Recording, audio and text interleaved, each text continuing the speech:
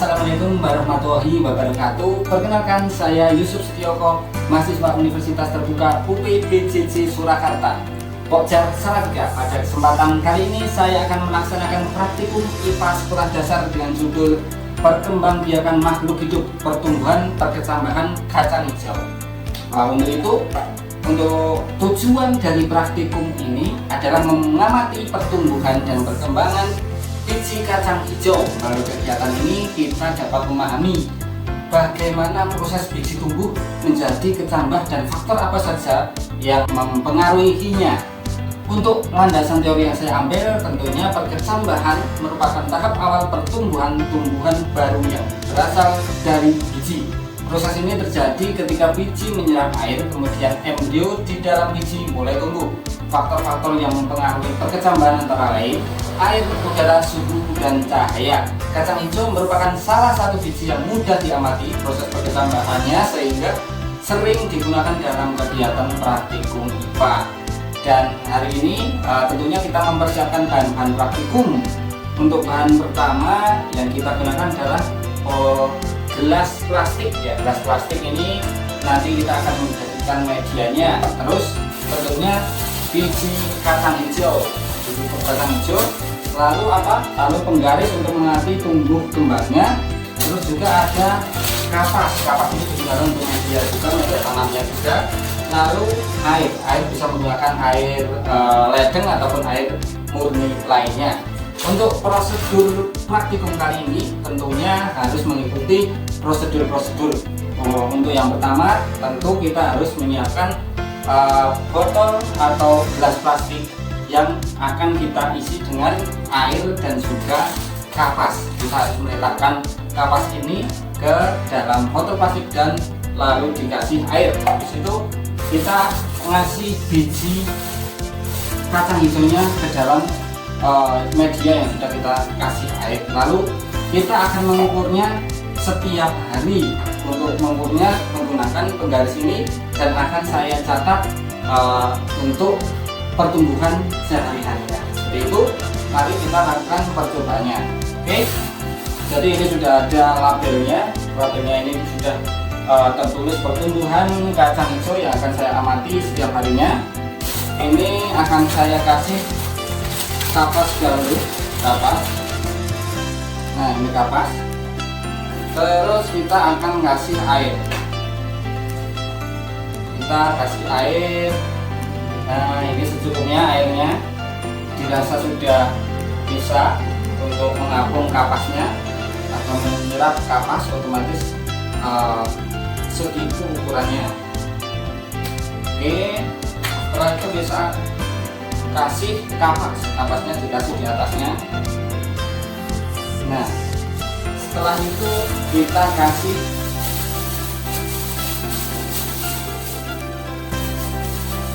biji kacang hijau. Biji kacang hijau ini secukupnya, dirasa cukup. Nanti kita akan ukur pertumbuhannya hari demi hari. Nah, ini nanti kita menggunakan penggaris ini dan juga pulpen dan juga catatan untuk mengukurnya. Oke, kita akan mengukurnya hari demi hari. Oke, nantikan prosesnya dan juga akan saya videokan juga untuk prosesnya 1 hari sampai kiranya nanti tumbuh sudah bisa diamati untuk pengambilan kesimpulannya.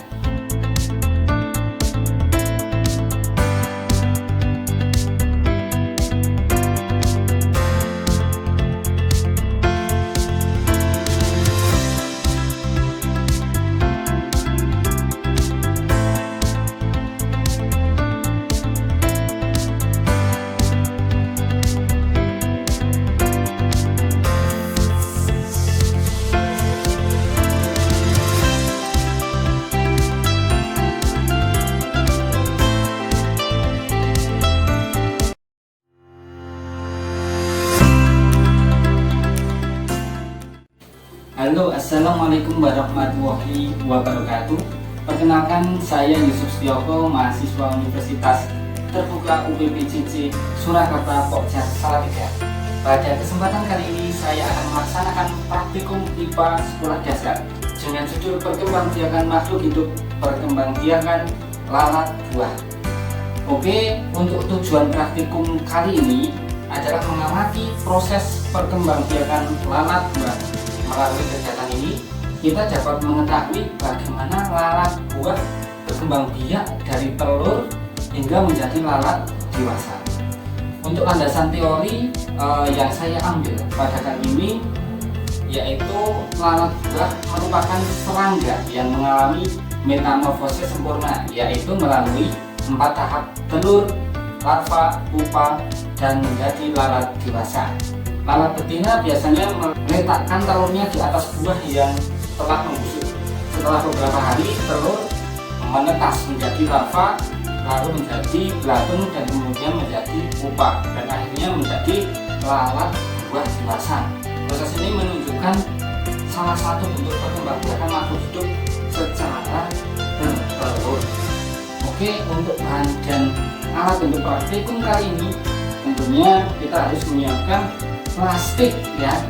Ini adalah plastik atau gelas plastik, atau juga bisa menggunakan toples yang transparan untuk praktek kali ini. Terus kita juga harus menyediakan, nah ini adalah tape ya dari singkong dan fermentasinya. Terus 1 buah pisang. Pisang ini menjadi media kita untuk kali ini. Dan juga kita harus menyiapkan sendok makan. Dan yang terakhir yang paling penting adalah lalatnya. Nah, lalat ini kalau bisa lalatnya harus yang betina ya. Dan lalat ini memang mencarinya cukup sulit. Mungkin Bapak Ibu dosen juga harus mengalami pencarian dari lalat ini biar tahu rasanya mencari lalat. Seperti itu. Oke, ini menjadi sudah semua bahan untuk praktikum kali ini. Oke, lanjut saja ke dalam prosedur dari praktikum kali ini. Yang pertama, kita harus langsung meletakkan tape ke dalam toples plastiknya.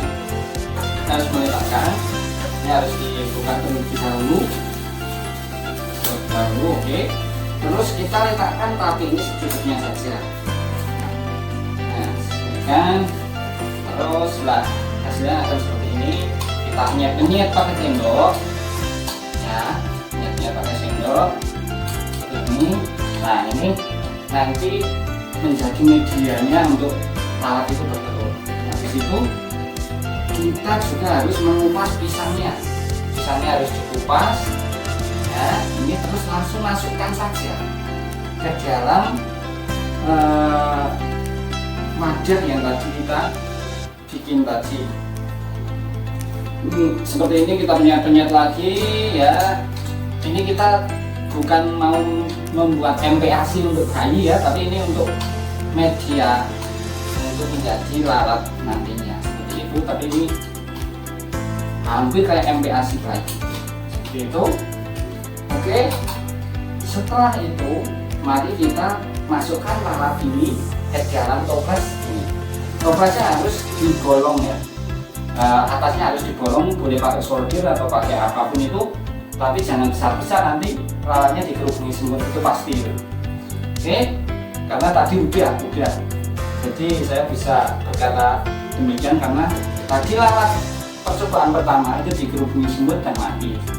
Oke, untuk lalat berikutnya semoga saja tidak. Nah, ini coba lihat, ini lalatnya. Ini saya agak maju ya. Ini lalat hidup ya.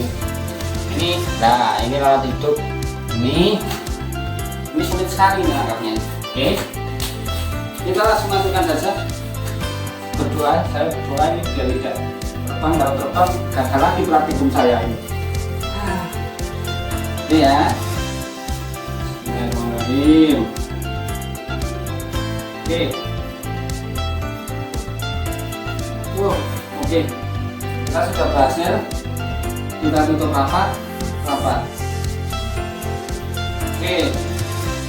Nah, ini kita sudah berhasil. Coba dilihat Bapak Ibu dosen ya. Ini lalatnya masih hidup ini. Nah, itu lalat.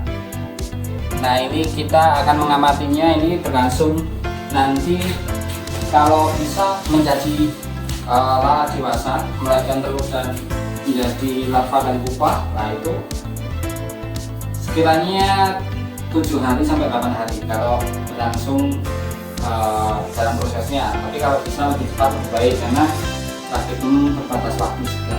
Oke, semoga ini nanti berdoa bersama-sama ya, saya minta bantuan doanya agar nanti prosesnya juga bisa baik. Oke, langsung saja besok-besok kita akan mengamatinya hari demi hari karena ini prosesnya proses yang nyata. Jadi hari demi hari saya akan memvideokan dan fotonya dan akan menjadi bahan untuk praktikum saya untuk laporan. Begitu, mungkin seperti itu saja, kita langsung mengamatinya hari demi hari.